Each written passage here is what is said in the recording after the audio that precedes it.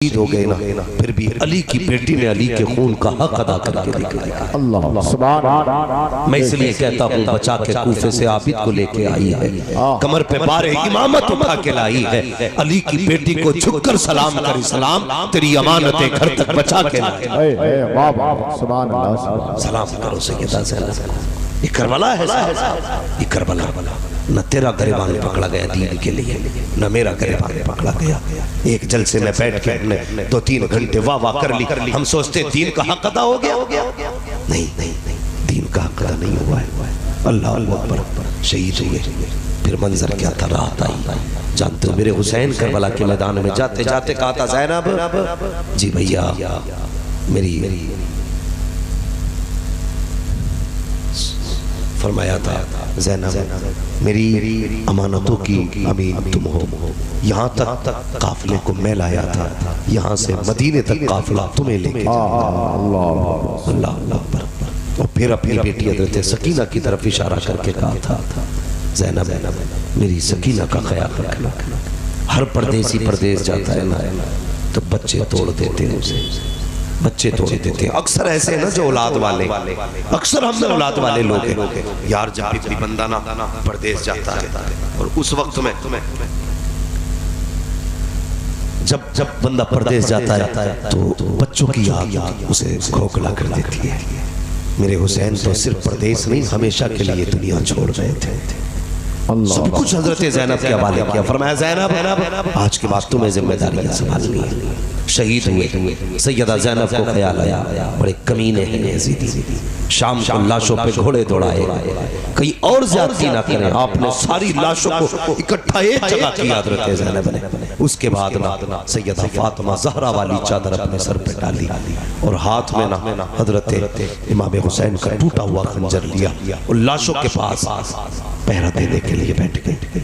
इस उम्मीद पे बैठी, अब तक तो जो यजीदियों ने किया, लेकिन अब ज़ैनब दोबारा नहीं करने देगी, दोबारा नहीं करने देगी। बैठी हुई थी, रात का एक हिस्सा गुजर गया। फिर रात में कोई सवार आया, आहट सुनी आने की, चादर संभाली, खंजर संभाला और कमर कस के कहने लगी, अगर अब कोई यजीदी होगा ना तो अली की बेटी अली के जौहर दिखाएगा। अब तक सब्र देखा है, अब हमारी पावर देखोगे, ये कह के उठी। लेकिन जब सवार करीब आया ना, अल्लाह अल्लाह पर, तो सवार के चेहरे पर नकाब था। उसने आते ही कहा, बेटी कौन है तू? जैसी उसके लहजे में प्यार देखा, सैयदा की चीख निकल गई।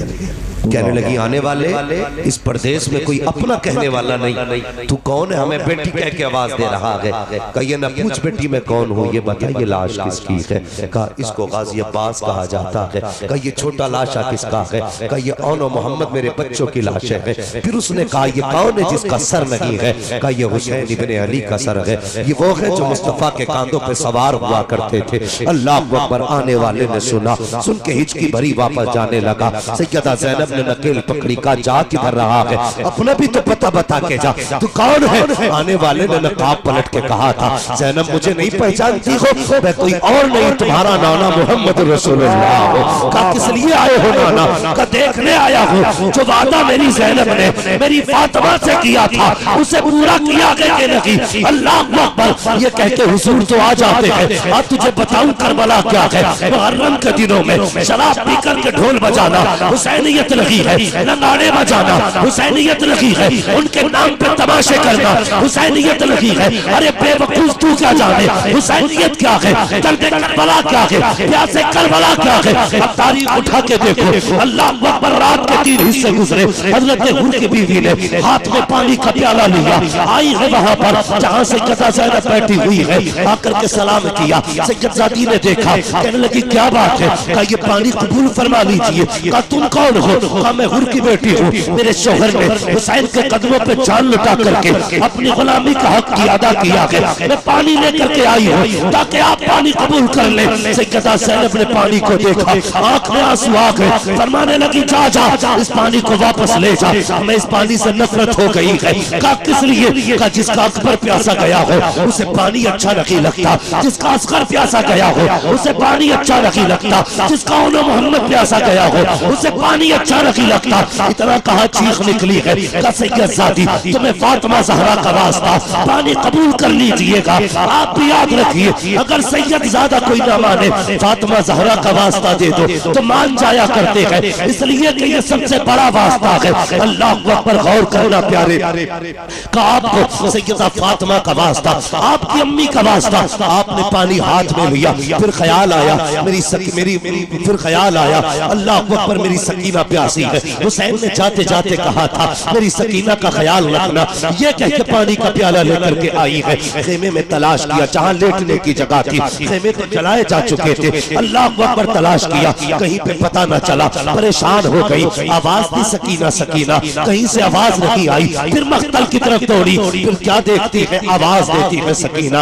एक नन्ही सी आवाज उभरी, का फूफी यहाँ आ जाइए, मैं यहाँ हूँ। उधर कहीं जहाँ से आवाज आई है, क्या देखती है, अल्लाह अकबर, हुसैन की सकीना ने हुसैन के कदमों पर सर रखा है, लेटी हुई है। हजरत ज़ैनब ने उठाया, का बेटी यहाँ कैसे आ गई? का फूफी आपको तो पता है कि पापा के बगैर जी नहीं लगता है, मुझे बाप के बगैर नींद नहीं आती है। आज बाप की जुदाई की पहली रात थी, आज भी मुझे नींद नहीं आ रही थी, आप मुझे छोड़ के आ गई। मेरी आंख खुली, मैंने आवाज दी, पापा आपकी बेटी को नींद नहीं आ रही है। इतने में आवाज आती है, मेरी सकीना परेशान क्यों होती है, आज तुझे आज सीने से लगा के सुला दूं। का इतना मैंने सुना, दौड़ लगाई, जब मक्तल में आई मैंने देखा कि सारे कटे हुए सर है, जीती हुई लाशें हैं, टूटी हुई हड्डियां हैं। मैंने कहा बाबा कहाँ हो? का इस लाशे ने हाथ उठाए, का सकीना यहाँ हूँ। का मैंने आके देखा, रात दिन में सीने पे लेटती थी, लेकिन आज मेरे बाबा के सीने पे इतने जख्म है कि देखा नहीं जाता है। वो जवानों गुजारिश करूंगा,